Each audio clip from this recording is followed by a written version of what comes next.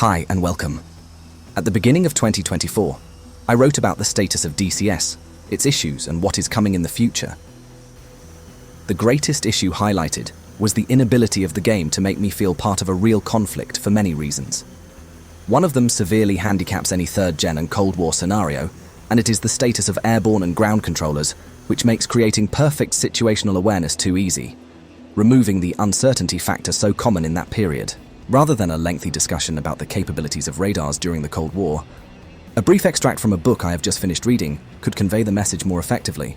The book I am talking about is The MiG Diaries, fighter pilot memoirs and accounts of Cuban, SAF and Angolan air combat in southern African skies.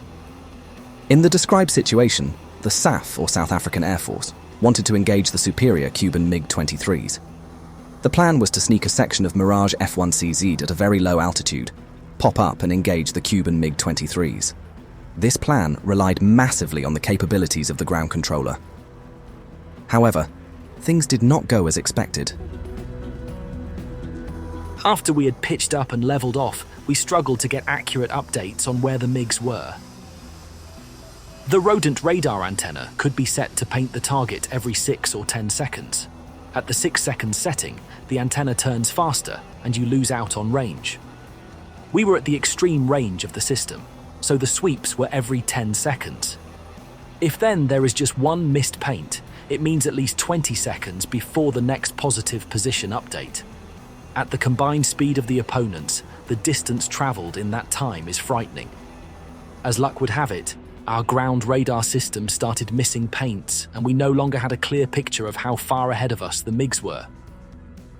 If the range was causing issues, altitude was not immune either. Executing these sorties created a few concerns for us.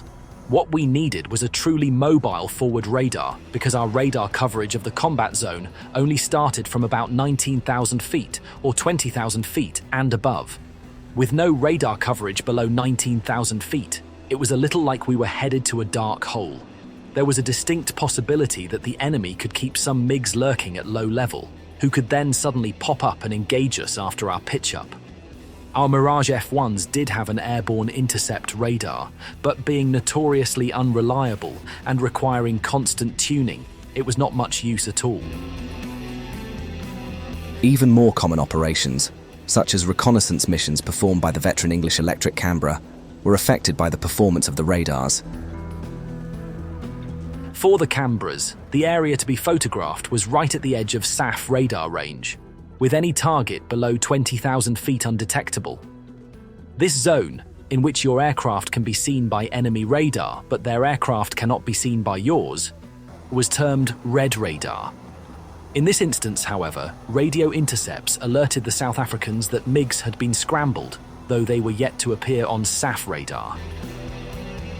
These extracts paint an unnerving situation for the SAF aeroplanes. Poor situational awareness against a superior opponent, because of the unreliability of their ground controllers' radars. However, in DCS, this situation simply does not exist. Either a target is within range of a radar or not, and the updates from an AI controller are limited only by how fast the bogey dope request is spammed. The data provided perfectly nail the bearing and range below a certain threshold, but at least some terrain features block it. After reading the passages above and considering that the Cold War is probably the only period that can be replicated adequately in DCS, we can't but wonder why the situation is not addressed as soon as possible by introducing at least delays and imprecisions on the angles. Then, the same technology being developed for the Fighting Falcon and the Hornet, with their probability of detection mechanics, could be applied to AIC and GCI.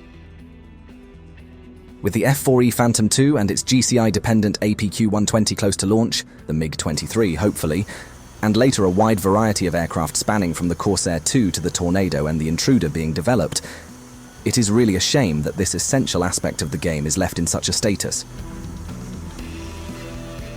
Thanks for watching, and take care.